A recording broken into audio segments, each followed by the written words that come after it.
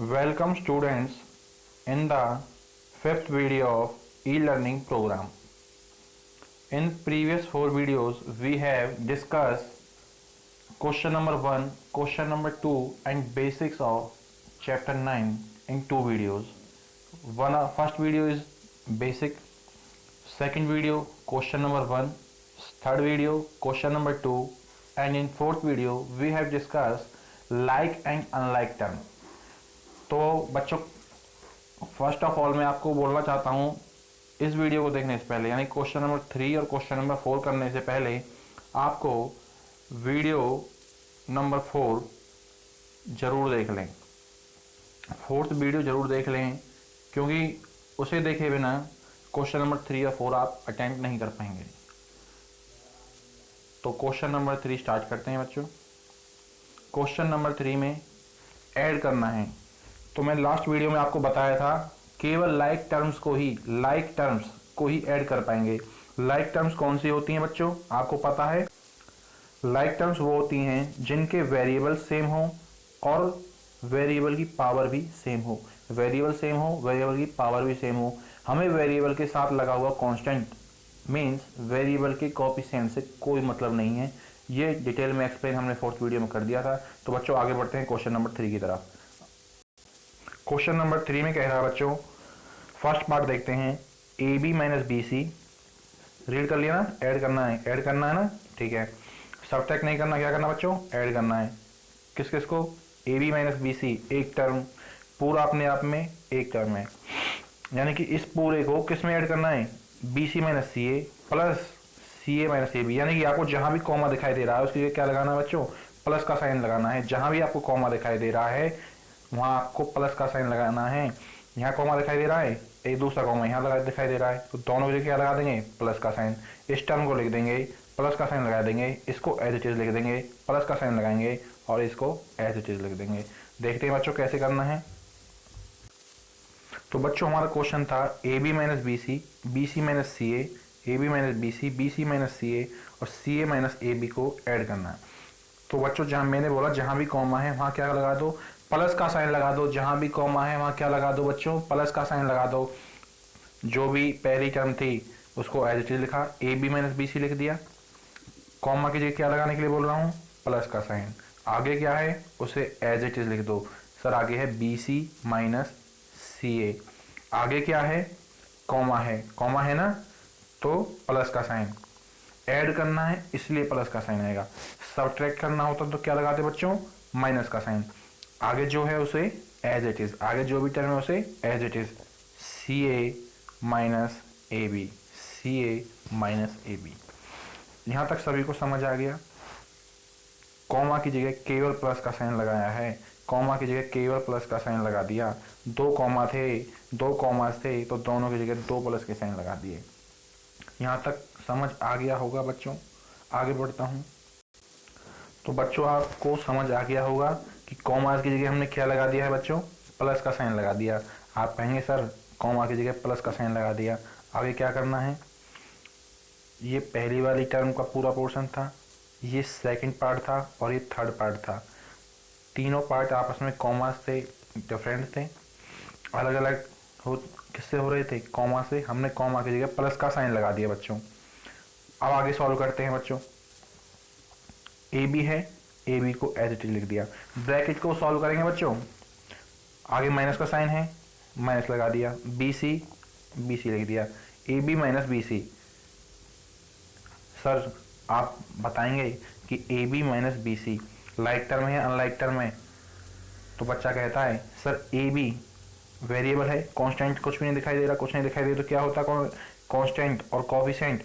Constant A B के साथ में 1 है तो ए कोएफिशिएंट ऑफ ए बी क्या हो जाएगा, 1। बी सी के साथ में क्या हो जाएगा, 1। तो बच्चों ए बी और बी सी लाइक टर्म है अनलाइक? आप कहेंगे लाइक नहीं है, अनलाइक हैं। क्यों है? क्योंकि पहले पार्ट में वेरिएबल क्या है, ए बी है, दूसरे में क्या है, बी सी। अगर यहाँ भी ए बी होता तो हम सॉल्व कर जाते। आगे देखते हैं बच्चों, आगे प्लस का साइन है, हमने प्लस का साइन लगाया। सेकंड पार्ट जो था B C minus C A as it is लिख दिया, plus C A minus A B as it is लिख दिया। फर्स्ट पार्ट में हमने कॉमा की जगह प्लस का साइन लगाया। प्लस का साइन इसलिए लगाया क्योंकि कॉमा ऐड करना था, इसलिए कॉमा की जगह प्लस का साइन लगाया। दूसरे में स्टेप नंबर 2 में हमने ब्रैकेट से बाहर आ गए। थर्ड स्टेप, लाइक टर्म को एक साथ लिखेंगे, लाइक टर्म्स को एक साथ लिखेंगे और अनलाइक टर्म को कुछ हो गई तो उनको अपने आप अलग हो जाएंगे। तो लाइक टर्म जो भी दिखाई दे रही हैं उनको एक साथ लिख देते हैं। आइए बच्चों देखते हैं। तो ए बी लिखा हमने सबसे पहले, ए बी दिखाई दे रहा है, ए बी को लिख दिया। कहीं और ए बी दिखाई दे रहा है तो बच्चा कह रहा है सर लास्ट में मुझे ए बी दिखाई दे रहा है, तो मैंने कहा था लाइक टर्म को एक साथ लिख दो। इस वाले ए बी को तो यहाँ लिख दिया, ए बी हमें एक जगह और मिल रहा है लास्ट में, तो उस ए बी को भी यहाँ लिख दिया। ये वाला ए बी किस में था, माइनस में, तो यहाँ भी माइनस में आएगा। ठीक है बच्चों, आगे अगली टर्म है बी सी। बी सी है, दोनों बी सी एक साथ आ रहे हैं, दोनों लाइक टर्म एक साथ आ रहे हैं। First is minus B C, second is plus B C, यानी कि दो लाइक टर्म पहले से एक साथ हैं, तो कहीं जाने की जरूरत नहीं है। जो जैसा लिखा हुआ है, ये माइनस बी सी था, हमने यहाँ minus B C as it is लिख दिया। आगे प्लस बी सी था, ये लिख दिया हमने।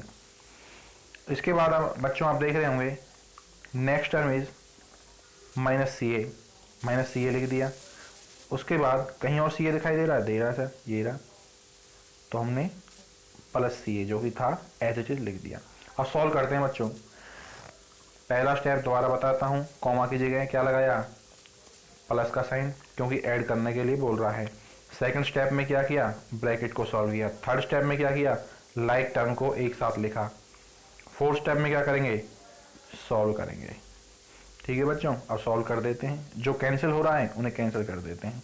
कैसे कैंसिल हो रहा है, अगर वो ऐड हो रहे हैं तो ऐड कर देंगे, सब्ट्रैक्ट हो रहे हैं तो सब्ट्रैक्ट।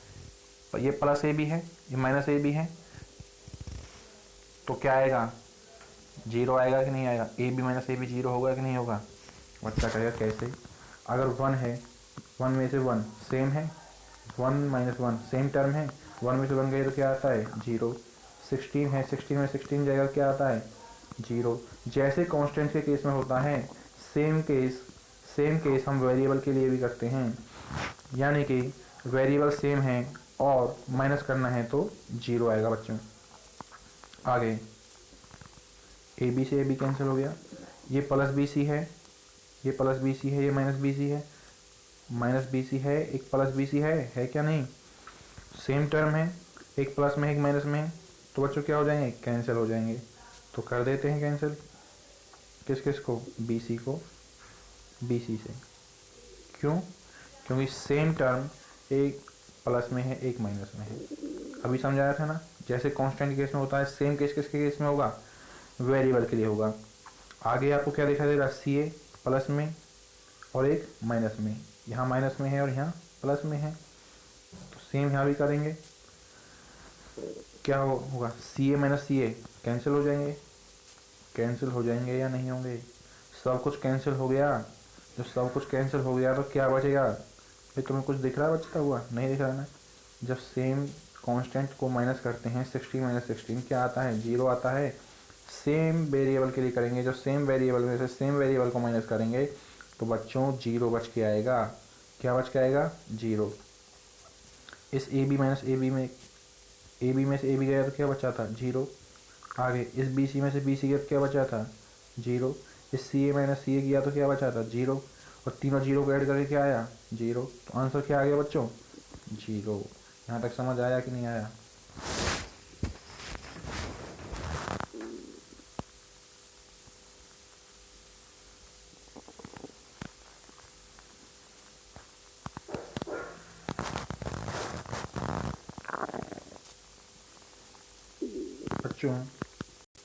बच्चों सेकंड पार्ट खुद से करना है, मैं थर्ड पार्ट करा देता हूँ।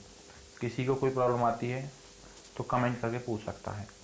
थर्ड पार्ट में दिया है 2p square Q square, 2p square Q square minus 3pq plus 4, पूरा एक पार्ट दिया है, 2p square Q square minus 3pq plus 4। ठीक है बच्चों, आगे सेकंड पार्ट में दिया है आपको, जिसको ऐड करना है, कॉमा लगा हुआ है, दिखाई दे गया होगा सभी बच्चों को। आगे दिया हुआ है 5 प्लस 7pq माइनस 3p² तो पहला स्टेप मैंने क्या बताया था, स्टेप नंबर 1, फर्स्ट पार्ट को ब्रैकेट में लिख दिया as it is, first part को ब्रैकेट में लिख दिया एज इट इज, कॉमा की जगह क्या लगा दिया, प्लस का साइन लगा दिया, कॉमा की जगह क्या लगा दिया, प्लस का साइन लगा दिया, यहाँ कॉमा था, कॉमा की जगह क्या लगा दिया, प्लस का साइन। सेकंड पार्ट को किस में लिख दिया, ब्रैकेट में लिख दिया as it is, first part को ब्रैकेट में लिख दिया as it is, second part को ब्रैकेट में लिख दिया एज इट इज, और कॉमा की जगह बच्चों क्या लगा दिया, प्लस का साइन। बस इतना करना था। आगे अगला स्टेप बच्चों मैंने आपको बताया था, सॉल्व द ब्रैकेट। सबसे पहले हमने प्लस का साइन लगा दिया, अब ब्रैकेट सॉल्व कर देते हैं। 2p² माइनस 3pq प्लस 4, कोई भी लाइक टर्म नहीं है, कोई भी लाइक टर्म नहीं है, एक जैसे वेरिएबल नहीं दिखाई दे रहे, एक जैसे वेरिएबल नहीं दिखाई दे रहे, तो एज इट इज लिख दो, ब्रैकेट को हटा दो। 2p² एज इट इज लिख दिया, माइनस 3pq था तो माइनस 3pq हमने यहाँ लिख दिया, प्लस 4 है ये लिख दिया, 5 है 7pq माइनस 3p²q²। तो बच्चों कैसे किया देखो, हमने लिख दिया 2p² minus 3pq plus 4, bracket हटा दिया, प्लस का साइन दिखाई दे रहा है आपको, ब्रैकेट हटा देंगे, plus 7pq minus 3p² and q²। ठीक है बच्चों। अब लाइक टर्म देखो, जो भी एक जैसी टर्म है उन्हें एक साथ लिख दो। पहली टर्म क्या है, 2p²q² लिख दिया। कहीं और आपको हमें कोएफिशिएंट या कांस्टेंट को नहीं देखना, हमें केवल वेरिएबल को देखना है। वेरिएबल क्या है बच्चों, p²q²। कहीं और दिखाई दे रहा है, बच्चा कहता है ऐसा दिखाई दे रहा है, लास्ट टर्म में क्या है, माइनस 3p²q²। तो p²q² के साथ में p²q² वाली टर्म हमने लिख दी, लास्ट में दिखाई दे रही थी, और वो कितना था, माइनस 3p। अगली टर्म है बच्चों, ध्यान से देखना, माइनस 3pq, माइनस 3pq लिख दिया। आपको वेरिएबल क्या दिखाई दे रहा है, pq, तो अगला वेरिएबल क्या है, pq है, तो pq कहीं और दिखाई दे रहा है, बच्चा कहता है सर दिखाई दे रहा है। मैंने कहा देखो कहाँ है, वो कह रहा सर 7pq के साथ में pq है। ठीक है, तो pq के साथ में pq यानी लाइक टर्म को एक साथ लिखना है, लिख दिया। आगे बच्चों जो कांस्टेंट हैं, फर्स्ट पार्ट में क्या कांस्टेंट है, 4 है, सेकंड में क्या था, 5 था, दोनों कांस्टेंट को एक साथ लिख दिया, p²q², p²q²। Same variable like terms एक साथ लिख दी, pq माइनस pq, यानी कि माइनस 3pq और 7pq, pq वेरिएबल वाली लाइक टर्म को एक साथ लिख दिया। अब बच्चों सॉल्व कर जाते हैं। पहला स्टेप दोबारा बता देता हूँ, कॉमा हटाना है, प्लस का साइन लगाना है, प्लस का साइन इसलिए लगाना है क्योंकि ऐड करना है। दूसरा स्टेप ब्रैकेट को हटाना है। अगला स्टेप लाइक टर्म को एक साथ लिखना है, लाइक टर्म लिख दीजिए, हो गया। लास्ट स्टेप है सॉल्व करना है, तो हम लास्ट स्टेप पर हैं और सॉल्व करते हैं। तो आयो बच्चों, 2p²q² माइनस 3p²q²। तो p²q² यहाँ भी कॉमन है, यहाँ भी कॉमन है। लाइक टर्म में वेरिएबल को सीधा लिख देते हैं। अभी कांस्टेंट पर ध्यान मत दो, केवल वेरिएबल को सीधा लिख दो, p²q² को सीधा लिख दिया। अब कांस्टेंट पर ध्यान देते हैं, दोनों के कोएफिशिएंट को देखो। पहली टर्म में कोएफिशिएंट क्या है, 2 है, दूसरी टर्म में कोएफिशिएंट क्या है, -3 है। तो बच्चों प्लस का 2 है, माइनस का 3 है, प्लस माइनस क्या होता है, बच्चा कहता है सर माइनस होता है। तो 3 में से 2 गई, माइनस को भूल जाना, किसके सामने प्लस है किसके सामने माइनस है, भूल जाना बिल्कुल। तो 3 में से 2 गए तो क्या बचेगा बच्चों, बताओ। बच्चा कहता है सर 1 बचेगा। अब मैं कहता हूँ कि बड़ी टर्म कौन सी है, बच्चा कहता है सर 3 है। बड़ी टर्म के सामने साइन क्या है, बच्चा कहता है सर माइनस है। तो 1 के सामने क्या साइन आएगा, माइनस आएगा। क्या आएगा, -1। तो वेरिएबल के साथ में मैंने बताया था 1 को लिखो या मत लिखो, यहाँ -1 लिखो या केवल माइनस का साइन लगाओ, दोनों एक चीज़ें हैं। आगे देखते हैं बच्चों, हमने 2 टर्म को सॉल्व कर दिया है। आगे अगला वेरिएबल है, थर्ड टर्म में pq और फोर्थ टर्म में pq। पी क्यू को सबसे पहले लिख दो, लिख दिया। अगले स्टेप में सेम वेरिएबल लाइक टर्म्स का हमने लिख दिया। कांस्टेंट पर ध्यान नहीं देंगे। वेरिएबल लिखने के बाद अब कांस्टेंट को देखेंगे।